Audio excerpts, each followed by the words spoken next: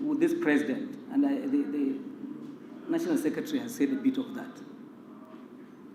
is that you can't intimidate Buhari. You can't bully him. A lot of these people who are calling for secessions, they're the problem of this country.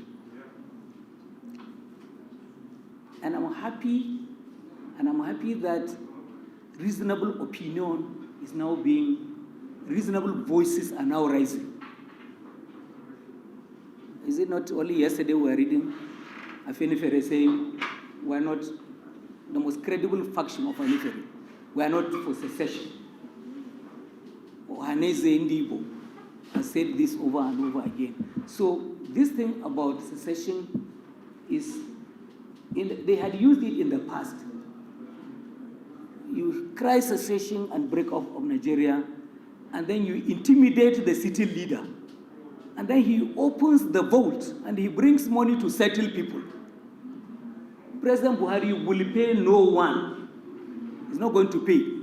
And now it is clear that having ignored all of that, reasonable opinions are coming from those states and from those regions. The governors in the Southwest, we have all heard them. They have denounced all of these things. So it's a sham. Nigerians want to be one, they want to continue. Yes, there are problems, and we are hoping that as people united and loving of one another, we'll come together and solve our own problems. And that leads me to the next question, which is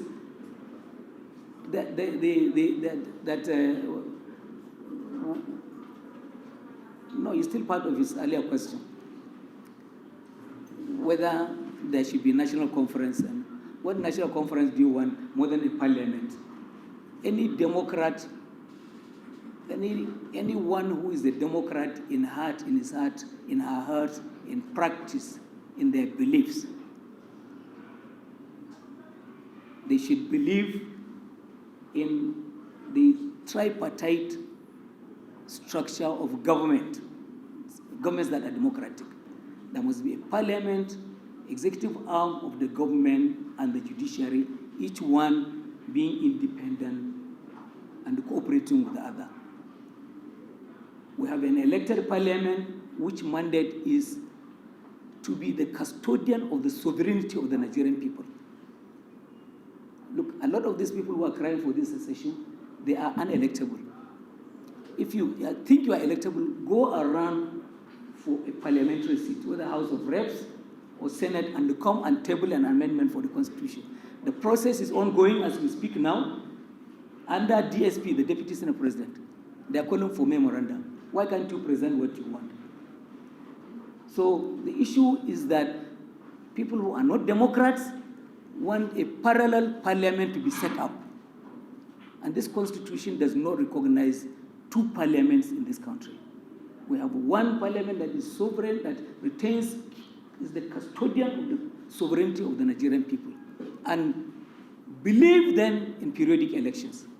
If your member representing you has failed to present this request that you want, for whether it is a change of structure at state, local government, or national level, pull him out. 4 years after, don't vote for him. Put another rep who will do what you want. This is how democracy works, periodic elections. Now, this thing about security, that no day passes without media reporting killings. And it is tragic. Nobody is happy that deaths are being recorded. But the point I want to make is that it is in human nature. We don't know any country in the world today that is crime-free.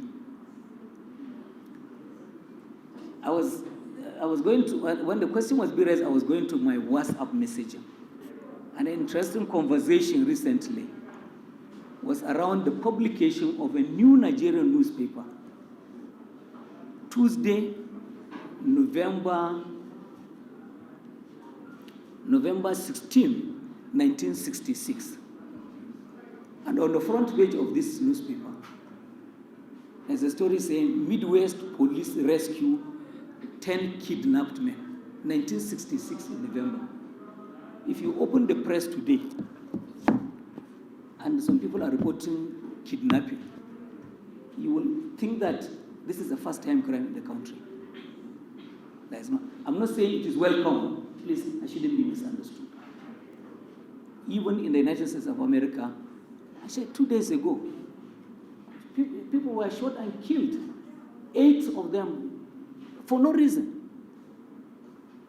So we have problems with infiltration by unauthorized weapons. This is why President Buhari ordered that anyone caught with AK-47 that is not a law enforcement agent, is not authorized, that person should be shot if they don't surrender that weapon.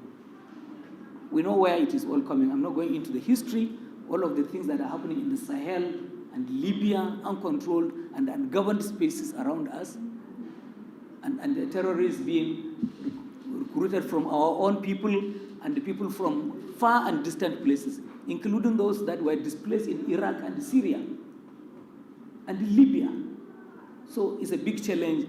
Let us cooperate with law enforcement in the country and to curtail these things. And a lot of the times, and I've said this a number of places, we also have bad eggs in our own communities who reveal the secrets of our military. They had this one in Katsina, and I've said it before. A tea seller near the airport, when they moved the aircraft to Katsina Airport to operate against bandits in Zamfara State, this man that sold tea near the airport, the sponsors of the bandits hired him, built a house for him, bought him a car, golf car, and gave him money to do bigger tea business. Each time an aircraft took off from Katsina Airport to go and operate in Zamfara, he will call them on phone and say they are coming. By the time they get there, the targets have disappeared. So there are bad people in our communities. What are we doing as citizens to rid ourselves of informants? Because the military people, they are as human as we are. They have blood running in their veins. So Nigerians will sleep with their 2 eyes open and give a chance to the ongoing exercises that are going on in the country. And the thing about law enforcement, and it's like journalism also. Every day you do good story, you don't hear anything. The day you publish a bad story, MD, everybody, editor is looking for your head. That's the way it happens. So our law enforcement agencies, you can see steadily, I think that we are beginning to, I'm not saying that it is time to record that there is success. No, but we are getting there. We are building up to success in all of these operations. And look at what is happening in Benue lately, following the killing of the military men.